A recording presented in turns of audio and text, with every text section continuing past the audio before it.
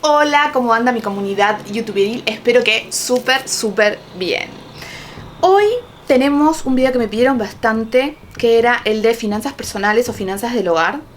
Desde ya, todo desde, como todos mis videos, desde mi punto de vista, desde mi experiencia. Voy a compartir con ustedes algunos tips, cosas que me han pasado, cosas que han funcionado, cosas que no han funcionado. Vamos a hablar un poco de presupuesto.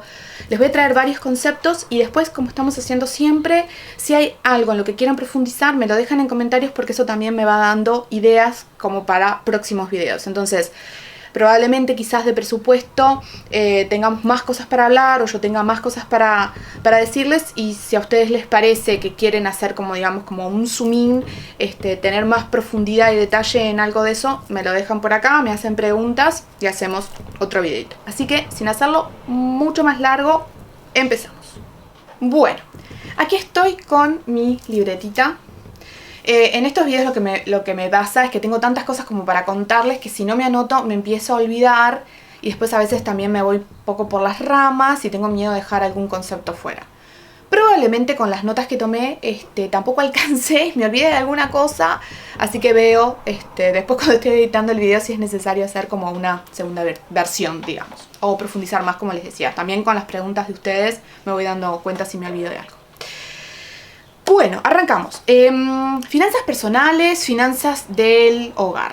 Respecto a esto tendría como muchas cosas para contarles. Voy a hacer, antes de entrar a los conceptos así como más duros, digamos los tips y eso, contarles un poco de mi historia personal. A ver, en general siempre he sido una persona bastante organizada. Y en todo lo que tiene que ver con finanzas personales, es decir, a medida que empecé a tener mis ingresos, muy al comienzo, siempre me organicé muy bien. Tenía mis presupuestos, en ese momento no me acuerdo si los llevaba en la computadora o a mano, pero digamos que siempre me organicé bien. No soy una persona que tenga o que haya tenido deudas, ahora vamos a hablar un poco de eso también, pero reconozco que quizás cuando recién empezaba en mis 20 y picos hasta los 30 o 30 y picos, era como muy metódica, anotaba todo mucho, llevaba como mucho detalle y eso me ayudó muchísimo y me ayudó mucho, por ejemplo, a poder ahorrar, y ahora les voy a hablar también un poquito de eso. Y después, en algunas etapas posteriores, incluso después de casada y de tener hijos, en algún momento me empecé a aburrir de llevar todo al tanto detalle y es como que dejé fluir. Y la verdad que el dejar fluir no me sirvió. No es algo, que les aconsejaría nunca. La verdad que no. Después cada uno verá qué tanto quiere llevar ese presupuesto, a qué nivel de detalle, con qué herramientas, que también podemos hablar un poco de eso. Pero el dejar fluir a mí no me sirvió. No me sirvió porque en algún momento me empecé a dar cuenta que casi todo lo que ingresaba como que se iba en el mes y ni siquiera sabía en qué se iba. Hubo muchos meses en los que estaba pudiendo ahorrar muy poco. Meses, y les diría algún par de años, en los que ahorré muy poco versus lo que había ahorrado en otros momentos de mi vida, incluso con menores ingresos. O sea, quiere decir que muchos conceptos se me habían ido totalmente. O sea, si quería comprar algo, lo compraba sin mirar. Si le quería comprar algo a los nenes, se lo compraba sin mirar nada. No sé, salíamos a comer muchísimo, sin problemas. Y la verdad que ahí es donde me di cuenta qué está pasando. Como les digo, todo lo que ingresaba, prácticamente, sacando algunas cosas que yo sí sabía que quería ahorrar determinados montos y los tenía fijos, el resto se iba. Y a veces ni sabía en qué. Y esos montos que tenía como ahorro, incluso en algún momento, eran cada vez más chicos porque me daba cuenta que necesitaba dejar más liberado como para el gasto. En algún momento la tarjeta de crédito venía que explotaba, o sea, era muchísimos conceptos, 3 hojas de resumen. Y yo, ¿qué es esto? ¿Y cuándo? O sea, la verdad, esos no fueron buenos momentos. De vuelta, nunca tuve deudas, porque ahí sí es como, para mí eso es una alarma, y menos deudas con tarjeta de crédito, o sea, nunca las tuve. Pero empecé a comprar en cuotas, cosas que antes nunca hacía, 2 o 3 cuotas, alguna cosa incluso la llegué a comprar 6 cuotas.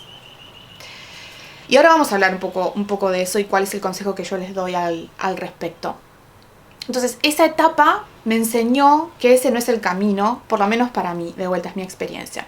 Y por lo tanto, si a mí no me sirvió, no lo voy a recomendar. Yo les voy a recomendar lo que a mí me sirve. Si obviamente a ustedes todo esto no les parece que no va con su estilo de vida, o prefieren otra cosa, o digamos, o no tienen ningún tipo de limitante a nivel de ingresos, buenísimo.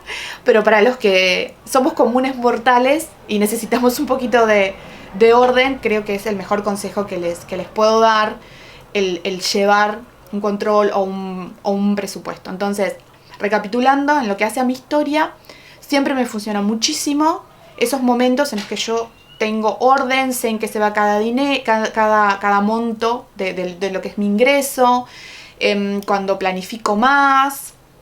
Está relacionado con todos estos videos que venimos hablando, cuando uno planifica, cuando tiene objetivos, cuando tiene metas, etc. Esto como que va totalmente de la mano. Cuando no lo hago, no me funciona, no me va bien. Cuando lo hago, puedo ahorrar y puedo llegar a esa visión que tengo. E incluso les voy a hablar un poco más de eso, para qué, digamos, como para compartir con ustedes, para qué estoy ahorrando o cuáles son un poco mis planes, ¿sí?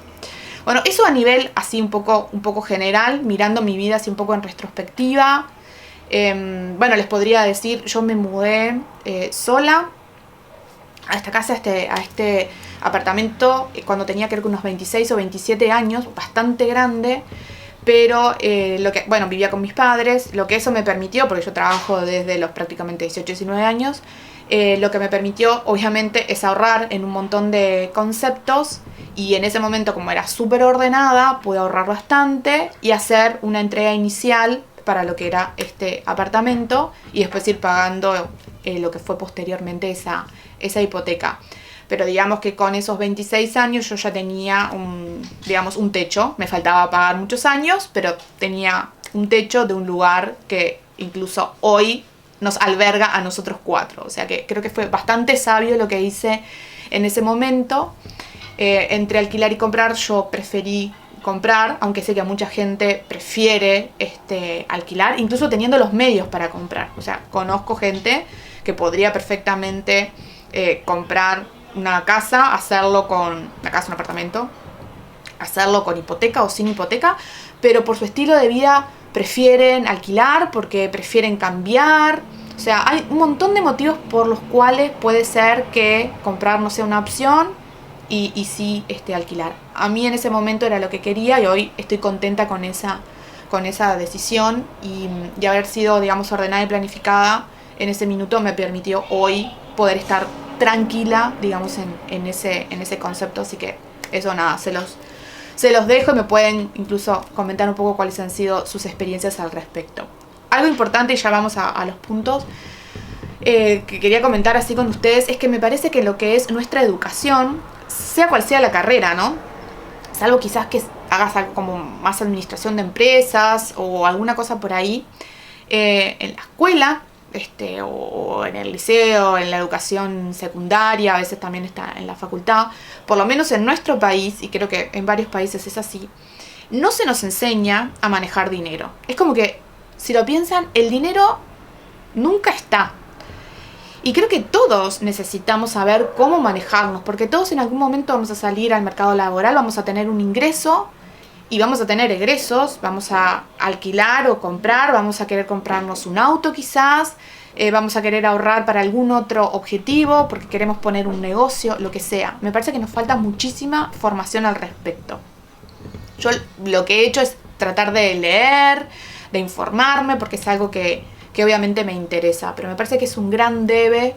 Me parece que nuestros niños deberían salir con algunos conceptos importantes, y eso haría que al final seamos mejores adultos y que tengamos menos problemas financieros al final del día. Así que eso, nada, como un pensamiento, no sé qué les parece.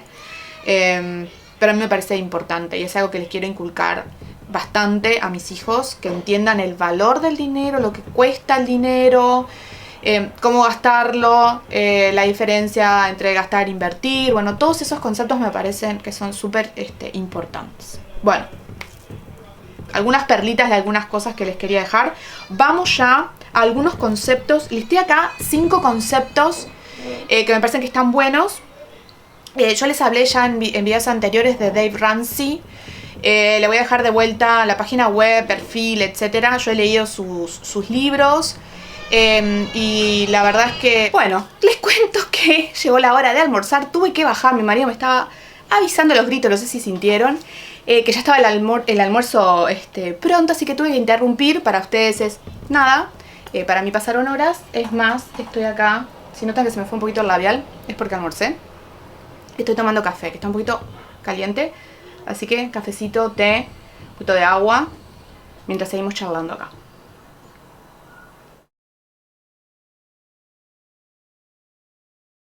Bueno, les estaba diciendo sobre Dave Ramsey, que he leído sus libros, he sacado varios conceptos.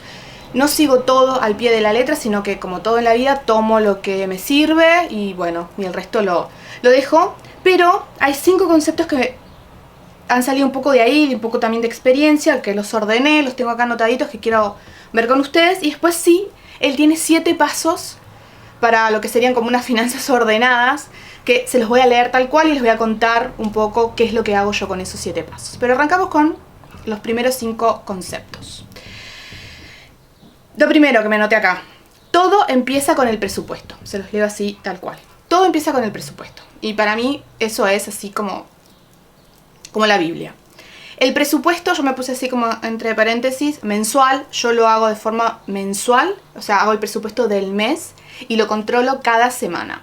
Todos los viernes o los sábados, de acuerdo a las ganas que tenga, hago lo que llamo como un check-in y reviso e ingreso en mi planilla todos los gastos de esa semana. Si ustedes tienen tarjetas de débito, si trabajan con algún banco, está bueno, nos facilita pila. Yo lo hago así, bajo todos los gastos de la semana en esa tarjeta de débito si fuera el caso y los anoto, los ingreso, entonces lo tengo todo ordenado. Si usas efectivo, bueno, solamente es cuestión de, por ejemplo, guardar los tickets o de hacerlo todos los días. Eso lo dejo en vuestras manos, como les quede mejor. Yo ahora después les cuento un poquito más cómo lo hago. Entonces, el presupuesto mensual tiene que estar escrito ya sea a mano o en un Excel, ¿sí? No podemos confiar en la memoria, en más o menos. Para llevarlo de forma ordenada, ese presupuesto tiene que estar en una app, de vuelta, en Excel, muy prolijo en algún cuaderno, como ustedes quieran, pero tiene que ser algo que podamos consultar, ¿sí? Y que esté escrito. Segundo gran concepto y tip es salir de deudas. Si tenemos deudas, y ahora vamos a hablar de un poco qué deudas yo creo que son positivas. Es raro, ¿no?, ese concepto, pero deudas positivas y deudas negativas. Vamos a hablar un poquito de eso, si me da el tiempo en este video y no lo hago eterno, si no lo dejamos para otro, pero creo que hay que diferenciar entre unas deudas y otras. Y si tenemos deudas, tenemos que tener como objetivo salir de esas deudas negativas y tener un plan claro para poder salir de ellas. Y ahora les voy a nombrar algunas cositas que Dave Ramsey tiene como una especie de sistema para ayudarnos en eso. Tercer concepto clave: vivir con menos, o sea, gastar menos que lo que ingresa a nuestro hogar. Algo súper básico, pero como yo les conté en algún momento, me pasó de ahorrar menos porque dejaba demasiado libre el tema del gastar, y cuando lo que ingresa empieza a ser igual a lo que gastamos, dejamos de ahorrar y nos generamos la deuda en el momento en el que lo que ingresa obviamente es menor a lo que estamos gastando. Entonces tenemos que aprender a vivir con el monto que ingresa a nuestro hogar y quizás con un poco menos para dejarnos un espacio de ahorro. El cuarto concepto es justamente ahorrar. Y también para quien pueda, para quien quiere y para quien sepa tratar de invertir. ¿Ah? Nosotros como familia en nuestra vida hemos hecho algunas inversiones y la verdad es que por lo menos esas puntualmente no han funcionado demasiado, no nos han dejado las ganancias esperadas, así que no es algo que de lo que vaya a hablar porque no tengo buenas experiencias ahí. Pero el que quiera, sepa, tenga algo claro a nivel de inversiones, sería como el cuarto concepto clave. Y después el quinto sería ser generoso y dar. Al final, todo esto que hacemos es para poder tener una buena calidad de vida nosotros y nuestra familia. Y si con eso, cuando logramos ese equilibrio, cuando logramos cubrir todos nuestros gastos, cuando hacemos lo que queremos en ese buen concepto, cuando tenemos un pequeño monto o gran monto, lo que sea, ahorrado, creo que también hay que tener alguna línea que vaya para el dar, que puede ser alguien de nuestra familia que esté en alguna situación que así lo requiera, puede ser alguna institución, lo que sea. Pero el concepto de dar, dentro de todo esto, darle a otros, me parece súper importante. Y es un encare que también Dave Ramsey habla bastante. Y en otros libros que hablan de finanzas en general o de finanzas personales, nunca se habla de eso. Se habla mucho de presupuestos, de en qué invertir o cómo gastar o control de gastos. Se habla mucho de todo eso, pero en ningún lado se habla de dar, de devolver, y me parece un concepto súper interesante para incorporar en nuestra vida. Bueno, estos 5 grandes conceptos me llevan a los 7 pasos de Dave Ramsey y se los voy a leer en el orden en el que él los pone, ¿sí? O sea, ese es el orden que él le da. O sea, lo primero que tenemos que hacer está lo que está en el paso 1. Una vez que tenemos eso completado, finalizado, pasamos a ir recién al paso 2, así hasta llegar al paso 7. Yo les voy a contar en mi experiencia por qué no he seguido ese orden, pero él dice que hay que respetarlo. De vuelta, yo tomo lo que me sirve y lo que no me sirve lo adapto a mí. Paso número 1. Ahorrar para un pequeño fondo de emergencia, un fondo de emergencia que él denomina como de beginners, de principiantes. Recuerden, no sé si los dije, pero Dave Ramsey es estadounidense y todo gira mucho a esa economía, ¿no? Más allá de que haya cosas que sean como un poco universales, por ejemplo, él dice que este fondo debe ser $1,000. A ver, no sé, si podés ahorrar $1,000, buenísimo. Si no, es saber que tenés un pequeño fondo de emergencia, y es clave que entiendan que emergencia es eso, es emergencia. No es comprarme el último labial que salió, porque eso no es una emergencia. Pero, por ejemplo, no sé, cuando se rompe algo en casa, a mí me pasó que se rompió, no sé, el motor de la lavadora. Era un monto bastante importante. Si yo durante ese mes no puedo hacer frente a ese gasto porque estoy poco justa, bueno, sé que puedo, y no me tengo que endeudar, sé que puedo recurrir a mi fondo de emergencia, pagar el arreglo del motor de la lavadora y después volver a ahorrar ese fondo para que no me quede en cero. Pongan ahí el monto que quieran. Yo en su momento puse esos $1,000, los tengo ahí guardaditos y sé que si pasa algo los tengo ahí. Pueden tenerlo en dólares, en pesos, dependiendo del país en el que estén, de la economía en la que estén. Hay lugares donde se puede ahorrar en dólares, hay lugares que el dólar es bastante difícil de conseguir. Como sea, no importa, no se queden atrapados en ese monto. Pónganle, no sé, 10.000 pesos uruguayos, pónganle, no sé, también 10.000 pesos argentinos, lo que sea, en la moneda en la que me estés viendo, euros, lo que sea, pero tengan un pequeño fondo de emergencia para eso. Para las roturas, para algo que pasó con el auto, algo que pasa en la casa, no sé, algún tema de salud, de algo que sea de vuelta una emergencia y que tengamos que pagar, que no esté cubierto por nuestro seguro. Pero ese sería el primer paso, lo primero que tenemos que hacer. Una vez que hemos logrado tener este fondo de emergencia pequeño, el número 2 sería pagar todas nuestras deudas, y él hace la salvedad de las hipotecas. O sea, todo menos lo que son las hipotecas. Las hipotecas lo dejamos para más adelante porque siempre son montos muy grandes. Y él ahí lo que nos dice respecto a la deuda, a ver si lo tengo un poquito más adelante. Lo tengo un poquito más adelante, capaz que se los tiro para después. Ahora se los enumero si no nos mareamos. Tiene una forma en la que pagar la deuda, pero digamos que sería el paso 2 y después hablamos de cómo pagar esas deudas, de vuelta, todo menos las hipotecas. El tercer paso, ahorrar entre 3 y 6 meses de gastos. No son ingresos. Hay mucha gente que dice, tenés que tener, no sé, 3 sueldos guardados. Bueno, él lo que dice es, tomen un mes tipo, con todos los gastos. No sé si ustedes tuvieran algún problema o se quedaran sin trabajo, cuáles son los gastos que tendría sí o sí, y eso lo multiplican o por 3 o por 6, dependiendo de la cantidad, de la seguridad que quieran tener. Yo esto lo estoy haciendo, lo estoy terminando. El año pasado en realidad ya había terminado mi fondo de emergencia, pero hice una redistribución y cambié parte de esos fondos. Ahora se los voy a un poco a contar y ahora estoy volviendo a ahorrar una partecita que me falta. En mi caso, para tener más seguridad, preferí hacer 6 meses de gastos. Entonces dije, bueno, si yo me quedara sin trabajo, seguro, no sé, no saldría tanto a comer afuera, por ejemplo.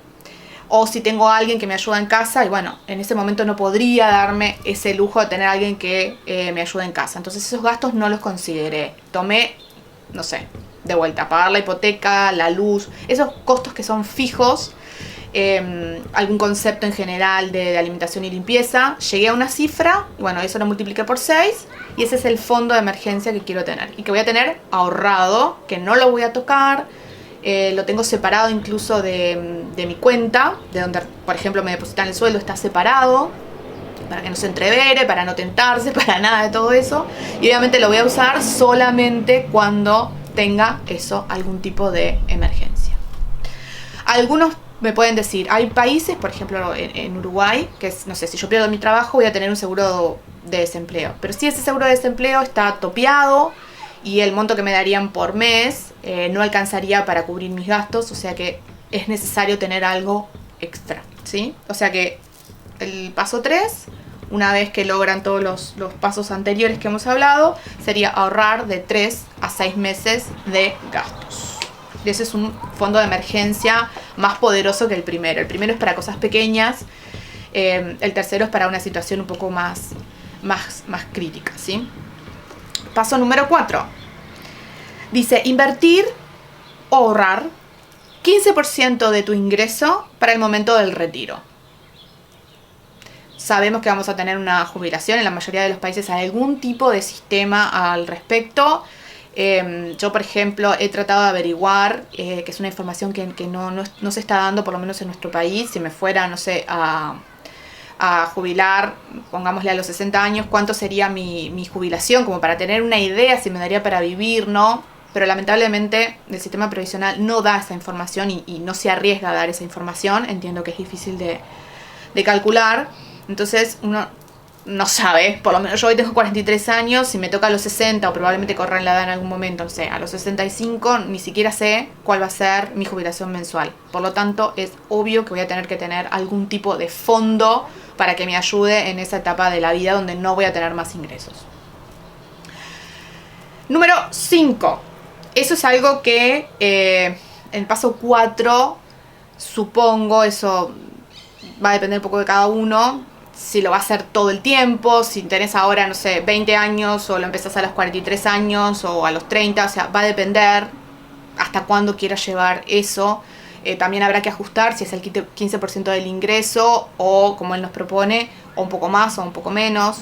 Pero digamos que quédense con ese concepto de pensar un poquito hacia adelante y decir, probablemente cuando me llegue esa edad, con lo que me den, con la jubilación que tengan, no me va a alcanzar. Entonces tengo que ser previsor y guardar un poquito. Quédense aunque sea con esa idea como el cuarto paso. Número 5. Ahorrar para la educación de tus hijos, dice. Sobre todo él habla de la facultad. De vuelta. Este buen señor estadounidense, obviamente, Estados Unidos todos saben que las universidades son carísimas, que hay un concepto que se llama tuition, que es como la matrícula. Dependiendo de la universidad a la que vayas y si te admiten en esa universidad, pueden ser, no sé, 20.000, 30.000, 40.000, 50.000 dólares o muchísimo más. Bueno, yo, en mi caso, viviendo en Uruguay, quizás en algún otro país por la vuelta, si me estás mirando, no necesitemos tanto esfuerzo. Tampoco tengo seguro que mis hijos vayan a querer ir a la facultad, pueden querer, no sé, estudiar un oficio, ni idea. Hay obviamente carreras que solamente se ofrecen en las facultades, en la universidad pública. Sí, quizás para acompañarlos en ese proceso, para algunos gastos sí está bueno tener algún pequeño fondo, pero me parece que no es la misma situación que si estuviera yo, por ejemplo, viviendo, no sé, en Estados Unidos o en algún otro país. Así lo miro yo. Ahora después repaso los puntos y les cuento qué es lo que dice un poco más en cada uno de ellos. 6. Ahí sí viene nuestra amiga hipoteca. Dice, pagar la hipoteca de tu casa. Ahí la idea que él nos da es siempre pagarla antes de tiempo. Si nosotros no tenemos deuda, estamos pagando todos los meses lo que nos corresponde. Pero él lo que nos anima a hacer, y yo soy igual en esto, pienso lo mismo que él, como siempre estamos pagando intereses, a nosotros, por ejemplo, no sé, si nos dieron un préstamo de 50, con todos los intereses, cuando vas a ver al final toda la plata que pagaste, probablemente pagaste otra casa. O sea, pagaste, no sé, si nos prestaron $50.000, terminas pagando, no sé, $100.000. O sea, es monstruoso lo que uno termina pagando de más, porque muchos de nosotros no tenemos ese dinero cash, ese dinero en efectivo, todo junto para ir y comprar una casa. A mí era lo que me pasaba, o sea, logré ahorrar lo que le llaman esa parte inicial, y después el resto necesité un préstamo, porque no tenía acceso a todo ese dinero junto. Pero si sumo lo que me sale al final del día este apartamento, y bueno, me salió como, no sé, como una casa en algún otro barrio, o a veces en algunos casos puede llegar a salir hasta el doble. Entonces por eso pagar antes de tiempo es lo mejor que te puede pasar, y es algo que él nos insta a hacer, y yo también.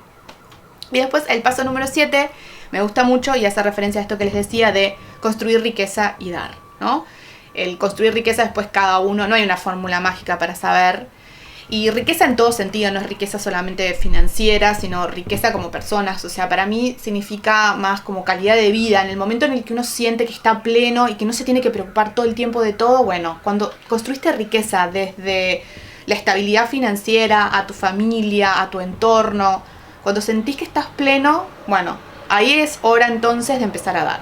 Si antes estabas luchando por llegar a fin de mes, bueno, ese momento no es un momento para dar, es un momento para concentrarte en vos, en tu familia y ponerte a flote. Pero una vez que lográs todo eso, empezar a dar. Y me gusta mucho ese concepto. Así que esos son los 7 pasos. Seguramente les dejé, mientras estamos hablando, no sé, alguna imagen. La mayoría están todas en inglés, pero se las dejo igual con los 7 pasos. Les voy a hacer un repasito de qué es lo que hago en cada uno de ellos. Primero, el fondo de emergencia. Me gustó la cifra simbólica de los $1.000, lo tengo. Hice mi fondo de emergencia de $1.000, de vuelta, háganlo con la cifra que quieran. Pagar todas las deudas menos la hipoteca. Yo no tengo deudas, pero después cuando hablemos un poco de tarjeta de crédito, les digo algo que hice. O se los adelanto un poco acá, les cuento. Lo que hice es, por ejemplo, en lo que es tarjeta de crédito, en algunos momentos, se les decía, sacaba en cuotas o llegué a tener alguna cosa en 6 meses. Bueno, eso lo corté de raíz totalmente. Para mí no era una deuda, pero era diferir un gasto. Entonces lo que hice es, si voy a usar la tarjeta de crédito, y ahora vamos a hablar después un poquito más de eso, voy a usarlo en una cuota. Así que para mí eso era como pagar mi deuda en ese concepto. De vuelta les comenté, definí ahorrar 6 meses de gastos. De ese fondo todavía me falta un poquito, lo voy a completar este año. Después, invertir el 15% de los ingresos para el momento del retiro. No lo estoy haciendo ahora porque tengo algunas otras prioridades y creo que me lo puse, yo ya me armé, soy bastante previsora, pero creo que me lo puse para 2022 o 2023, creo. Ahí voy a empezar a generar un fondo de retiro aparte de lo que vaya a ser por ley, digamos, mi jubilación. Así que eso lo diferí, no estoy cumpliendo con ese paso 4.